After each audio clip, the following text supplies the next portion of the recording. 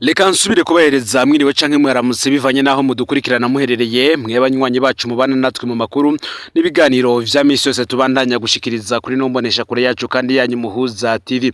Numwanya tugiye kubagezako amakuru y'ibiriko biravugwa bigezwe ko muri kano kanya nga mu gihugu c'u Burundi. Akaba ari amakuru tuza kugaruka kuri vyinshi bitandukanye cane ko biriko biravugwa ku bantu bagiye batandukanye cane ku bazwi mu mashengero politike n'ibindi bitandukanye.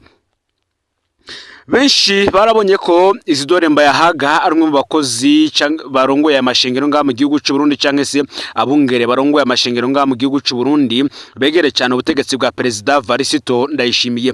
Mbere kandi ni benshi bagiye barabona Mbayahaga atanga ibiganiro bitandukanye avuga ku ntambara y'umuseruko w'igihugu ca Republika iharanira intwaro rusange ya Kongo ihuje abasirikare b'ico gihugu FARDC Wazalendo n'umugwi witwaje ibigwanisho wa M23. Tukabibutsa ko kandi ingabo z'u Burundi nazo ziri muzagiye gutanga renfort canke se umusada ku ngabo za President Felix Tshisekedi mu kugwanya umutwe witwaje ibigwanisho M23. Isidore Mbayahaga yagiye aravuga ku bintu vyinshi bitandukanye harimo n'imigenderanire n'ayandi makungu n'igihugu c'u Rwanda cane aho yagaruka ku gihugu c'u Rwanda ari indongozi nkuru zaco. Bamwe niho batangure kwibaza bati ese koko uyu numwungere w'ishengero canke se n'umunyapolitike. Hakaba hari amakuru duhejeje kuronka y'ibanga avuga yuko Isidore Mbayahaga kandi yoba ari umukozi w'iperereza rya gisirikare benshi bakunze kwita JD nkuko tuza kubigarukako. Isidore Mbayahaga saho nyene yavuzwe kuko no mu minsi iheze canke se mu mezi aheze ari mu kwezi k'umunani uyu mu mwaka w'2025 ubwo abashikiranganje bari bajeje kurahira imbere y'umukuru w'igihugu ko bagiye kurangura amabanga yabo muri ivyo bibanza bishasha bari bajeje kuronka inyuma y'amatora yabaye mu kwezi kwa gatandatu igerekerezo ya gatanu y'abashinga amateka ndetse n'abayeho y'abakenguza amateka.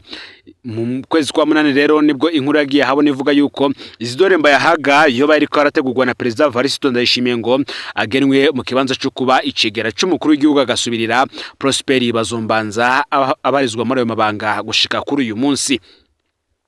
Siwe wanyene yavuzwemwo kandi kuko na Colonel Leonidas Bandenza amaso nawe yavuzwe nkuko tuza kubigarukako. Gusa cane muri kano kanya tugiye kubageza ko vyinshi vyatangajwe na bamwe mu bakozi mu biro bikuru vy'intwarameto nga mu gihugu c'u Burundi bavuga ingene Isidore Mbayahaga yoba ari umukozi w'iperereza rya gisirikare. Vyonda subscribe canke sabone niba utarafyonda ko kugira ngo tujucikanwa nadushikiriza usangiza no makuru bagenza aho bari hose kugira kandi nabo baje baraba mu bambere bashikirwa nabiriko biravugwa bigezwe ko ngaha mu gihugu c'u Burundi. Ndabaye kaze no Muhuza TV. Hari ubutumwa twahawe n'umwe mu ntwazangabo z'u Burundi yahora kugwana muri Republika iharanira intwaro rusange ya Kongo. Bimwe benshi bavuga yuko ubu butumwa bwoba ari bwo bwatanguye kumenyesha abantu ko Isidore Mbayahaga yoba ari umukozi w'iperereza rya gisirikare hambavu yo kuba umwungere arongoye ishengero. Uti ndashaka ko buno butumwa bumenyekana ntihagira abazoja baragwa mu vyo batazi. Aho twari kugwana muri Republika iharanira intwaro rusange ya Kongo mu bice vya Minembwe hariho abanyamurenge babiri twari dufise mbere mu mwambaro w'igisoda c'u Burundi. Abo bari bajejwe kudufasha iperereza nibo batwereka abakorana na twirwaneho maze tukabatera nibo badusumira urusaku muri bene wabo b'abanyamurenge. Utiyambara naho twakorana hari cyo twebwe tutari tuzi nuko ari pasitori bakorana nuko ari abapasitori bakorana na Isidore Mbayahaga. Igihe tugarukiye mu Burundi nabo twarazananye erega twapfuye gushika tuza tubona barahinduye umwambaro bakuru w'igisirikare bambara kurya kwa pasitori turumigwa. Isidore Mbayahaga ubwiwe niwe yaje kubitorera acagenda abajanye. Uti aha rero niho twatahuriye ko vya biganiro twahora tubona Mbayahaga atanga kubijanye n'intambara ya Kongo yarafise amakuru akura muri abo bakozi biwe. Niho twabonye kandi ko za nyigisho yazaravuga zerekeye abanyamurenge bari mu Burundi n'abari murenge zitari zisanzwe cari igikorwa gihambaye c'iperereza. Uti benshi barakunze kuvuga ingene Ndayishimiye amutuma gusuma amakuru mu bategetsi ba CNDD-FDD ahandi akamutuma ubutumwa yigisha bufise intumbero yo kubwira abarundi ico ashaka kuvuga. Haratanzwe uburorero ingene yatumye Mbayahaga mu birori vyo kugurura ingoro ya Bunyoni muri Nkengabusoro kugira asuma urusaku rw'ibihabera vyose. Nico mutigeze mumenya aho hose nuko ivy'ukuri yakora iperereza. Ngo nankeka kandi ashobora kuzoba kuzotukana kubera buno butumwa, ariko ni vyiza ko mufasha abantu kumumenya neza, ntibaze barihenda ngo yoba apfa kuvuga gusa, ari ku gikorwa gikomeye c'iperereza. Aya makuru rero duhejeje kuyaronka, bamwe mu basesanguzi mu vya politike baba baribajije koko nimba Isidore Mbayahaga akorera iperereza rya gisirikare canke se akorera iperereza ryigenga rya Ndayishimiye. Ico bikoze urubuga rwe kuri Twitter iyo rutavuze ivya gisirikare andi ruvuga kenshi ivyo guhimbaza Ndayishimiye rukanatuka abatabona ibintu ico kimwe na Ndayishimiye. Abandi nabo babigaruka ko bakavuga ko ibi navyo bishobora kuba biri mu vyatumye ikibanza cyo kuba icegera cy'umukuru w'igihugu kidatangwa nk'uko vyari vyitezwe n'abarundi benshi nyuma yaho hari hashiriwe ko leta nshasha. Ivyo tukabasubiza mu kwezi k'umunani k'umwaka uheze, aho benshi bari bibazaga ikibazo kigira kiti ese bari Mbayahaga canke yo bari bandenza amaso uwoba yaragiye kubicegera ca Varisito Ndayishimiye. Kuva kurongora intara ukacuja guhiganirwa kurongora umutumba si ibintu vyari bimenyerewe mu Burundi. Mu gihe utanitoje mu bashinga amateka canke mu bahanuzi b'amakomine bituma umuntu yibaza ko vy'ukuri igiharuro cari cyo kurongora umutumba nyene gusa. Colonel Bandenza amaso Leonidas Batazira Kirenge yahora arongoye intara ya Bururi, ubu nawe yarinje mu bahiganirwa kurongora umutumba wa Nyamiyaga muri komine Bururi. Nanone kandi ico gihe si ibintu vyari bimenyerewe kubona umuntu afise iteka rya ambassadeur afise amabaga hambaye nko kurongora ishiramwe rya leta rikorera mu yindi ntara, asanzwe arongoye ishengero rifise icicari Bujumbura, nawe aja guhiganirwa kurongora umutumba atabako naho yoba ari yaturuka.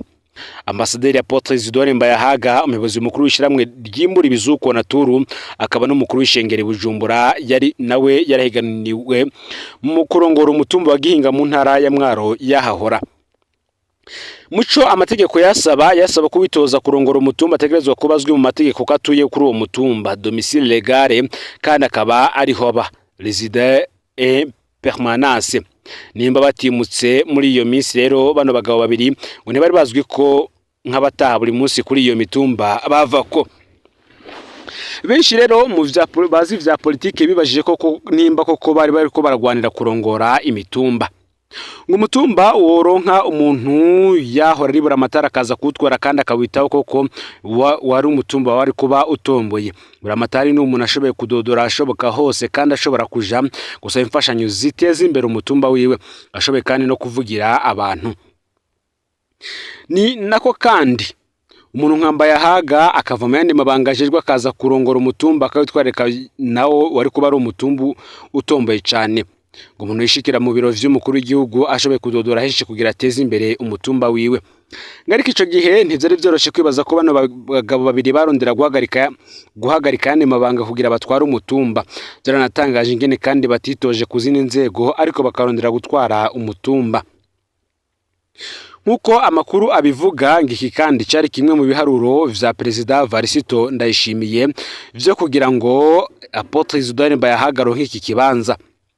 Nkuko amakuru adushikira abivuga ngo hari wari ufise kandi amahirwe menshi cyane yo gutwara iki kibanza cyo kubucegera cy'umukuru w'igihugu.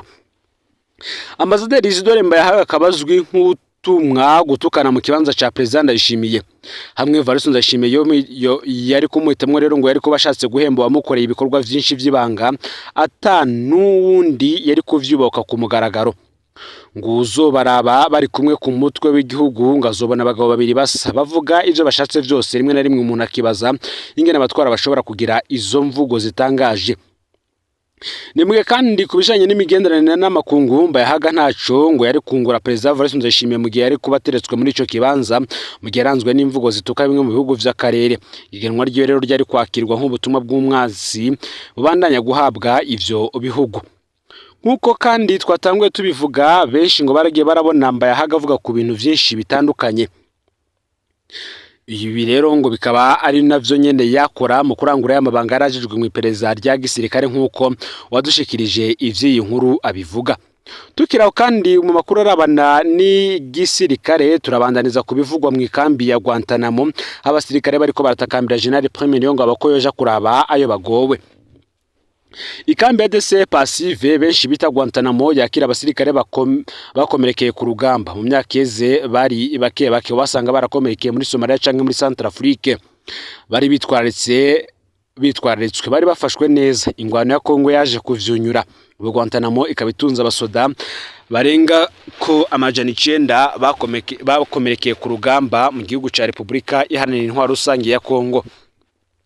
Abasoda bakaba bavuga rero ko bafashwe nabi cyane n'umukomanda yitwara. Inzara irabishe mu gihe batarekuriwe gusohoka, bagatakambira umukuru w'igihugu n'uw'igisirikare ko boja kuraba ubuzima barimwo. Umwe muri bo yatwandikiye ati: "Ngerega muraraba mutuvugire natwe abasirikare bari Guantanamo. Turarenga amajana 9 bagira bicwe n'inzara."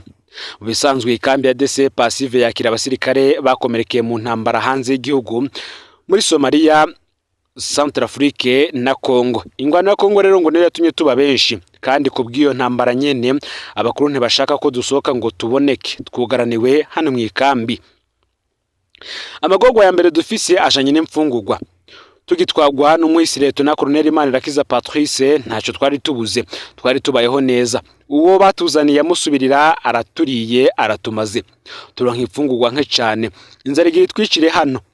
Ibifungurwa biraza bigaca bigurishwa. Yaba basiture kuriwe gusohoka twogerageje kwimenya, none ubu tubayeho nk'impunzi mu gihugu twagwaniye. Ingorane ya kabiri niyo kubura amatuwarete n'amazi. Dufise amatuwarete ya kera cyane yasizwe yubatswe n'abasoda ba ONU bahoze hano. Imyaka ni myinshi yarononekaye cyane, kugira ubumuga rero ukisanga muri tuwarete idashoboka si ikintu coroshe namba. Nibadutabare bazikore. Turanafise kandi n'ikibazo c'amazi. Komanda batayo dufise nta kindi ashobora atari ukuturyagomba no kwiba ivyo tugenewe. Adutondesha ku idarapo tutagira amaguru tudashobora guhagarara. Adutuma kuja gusenya inkwi ataje dushoboye. Araturiye aratumaze tubaho dutuntuye bitagira izina. Gajobundi twari tugize amahigwe tubona uwo bita Kasimanlan akorana na General Premier Niyongabo. Yaratwumvirije gato, yumvise ko bikomeye aca yurira umuduga aragenda. Agenda nawe aduhunze. None tugira uwo turirira amagorwa yacu. Turibaza ko umukuru w'igisirikare abonye yatugowe ari we dutabara. Ngo niyo mpamvu dutakambiye General Premier Niyongabo ko yishikire hano atwumvirize yumva yo tugowe. Turazi ko ari umuvyeyi w'abasoda azodutabara. Twebwe ngo twarungiswe mu mabanga hambaye igihugu hanze y'igihugu. Twaritanze none twagarutse turi ibimuga. Twitangiye igihugu ntiduteye isoni. Turasavye rwose abakuru batugarukire, nimba kamo kacu koshikirana kizigenze intwarameto z'u Burundi twomusaba kadutabara. Turabashimiye ko mwemeye kuba ijwi ry'abarundi bose kandi mufise ijwi rishika kure. Turizeye ko akamo kacu muzo gashikana. Ubu akaba ari ubutumwa bari barungikiye Pacifique Ninahazwe bamubwira ayo bagore mu ikambi barimwo. Ni mu gihe kandi mu yandi makuru ariko aravugwa agezwe ko muri kano kanya tuza kubabwira ko Uvira umupaka wa Gatumba wugaye. Ibihumbi by'abanyekongo n'abarundi babangamiwe gushika muri uno mwanya. Naho kandi isuku, ubukene bw'amazi n'isuku rike bibangamiye ubuzima bw'impunzi z'abanyekongo. Ikambi rya Busuma muri komine Ruyigi intara ya Buhumuza mu buseruko bw'u Burundi irakira impunzi nyinshi z'abanyekongo bava mu bibanza bitandukanye by'agateganyo vyegereye urubibe rw'u Burundi na Kongo. Abo bantu bari babaye barahabwa indaro vy'agateganyo nyuma yo guhunga intambara ziheruka kuba hagati ya FARDC igisirikare ca Kongo gishigikiwe n'imigwi ya Wazalendo ishigikiwe na Kinshasa ndetse n'igisirikare cy'u Burundi ndetse na M23. Utukwezi kumwe nyuma yo kugurugwa Busuma yamaze kurengerwa ifise ingorane nyinshi harimo ubukene bw'amazi meza hamwe n'ubukene bw'utuzu twa sugumwe. Muri yo kambi ubukene bw'utuzu twa sugumwe ni ingorane ikomeye. Duke mu tuzu twa sugumwe duhari ntidukwiye ku bantu 6500. Ingaruka impunzi nyinshi zituma mwikambi hagati murantunge. Ingaruka impunzi nyinshi zituma mwikambi hagati canke mu micungararo bigatuma ikibano kibangamirwa. Harabagwayi bamaze kwandura korera, hakaba kandi ari ubwoba ko ico kiza gishobora kurandagata. Uti tubayeho mu buzima bubi cyane, nta buzu bwa sugumwe busa n'ubuhari kandi n'isuku ntaririho. Turafise ubwoba bwo gupfira ngaha kubera ingwara bivugwa na Pascal umwe mu mpunzi duheruka gusanga ibusuma. Ingorane y'isuku iyongera ku bukene bw'amazi meza. Iyo kambi kubera yashizwe mwitaba ry'umusozi bisaba ko impunzi zifata ingendo ndende kugira zishike iyo zironka amasoko y'amazi ari mu bubande buvomamwo abasangwa. uti kugira turonka amazi tumanuka kure mu bubande biraruhisha cyane, birashika nkamara umunsi wose ntonzi, bivugwa na Macozi umukenyezi w'imyaka 65. Ku mukenyezi ngo biragoye cyane, abageze mu zabukuru bibana ntibafise inguvu zo kwiruka mu misozi. Uretse amazi kandi n'isuku, impunzi zivuga ko habuze ibifungurwa, uburyamo bumeze neza hamwe n'uburyo bwo kwivuza. Kubw'intaye nyinshi abantu bapfa buri munsi, uti duhamba hagati y'abantu 8 na 10 ku munsi. Nubwo hari ibindi bituma bishoboka isuku rikeriza imbere, niko umwe mu mpunzi atabaza agatera kama amashiramwe y'abagira neza gufasha vyihuta. Kuri iyo ngorane HCR iremera ko ibikenewe ari byinshi. Muri Kigarama guheze, Brigitte Mukango Eno arongoye HCR mu Burundi yavuze ko bakeneye miliyoni 33 z'amadolari kugira bafashe mu mezi 4 kuva muri Kigarama gushika mu kwezi kwa Rusama. Turizeye ko ico kizosubirwamwo ivyo twari twategekanije kubera impunzi ziguma zishika ku bwinshi.